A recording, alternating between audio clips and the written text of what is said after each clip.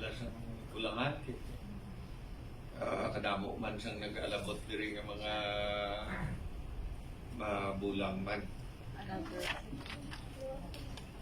Anong option na Mayor on consideration need pa mag-conduct special session pa? Para sa pag-approve siyang resolution of no objection para sa bulang nga 3 adlaw.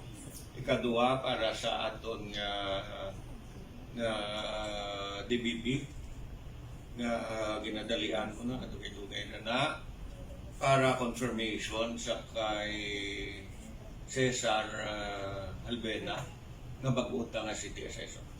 We will talk mo ang City Council regarding sa ilang pagbasura sa first nga approval, first nga request sa sportsman, sa Rono Mayor. I will talk to them. Kasi ma-repeat mo na or wala po. I will talk to them. Galing din mo sa ako lang sumo. Important na Mayor na madayon din Ang akong part na sa tradisyon, why ko ba bulang ha?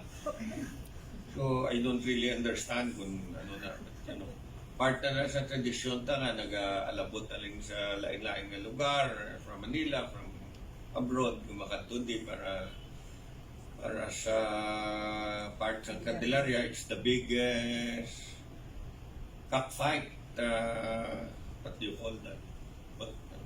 57th year na Mayor. Tournament, kung ano na.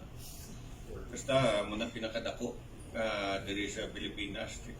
May mga taga-Negros kalabot, puno mga hotel,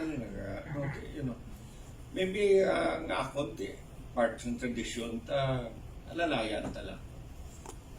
Why ko ka meet sa mga council kay wala naman daw, hindi man may matya. Para sa akon, tradisyon man na, culture naton, kag tingin na daan na kada tuig, maybe we should also allow, no? May nakitaan kong desisyon, naging research kanday Attorney David kag Attorney Fida, na pwede man 3 kanta. Pero so far, ano ang reaction nimo regarding ati nga dayon ang may bulang nga dayon today no?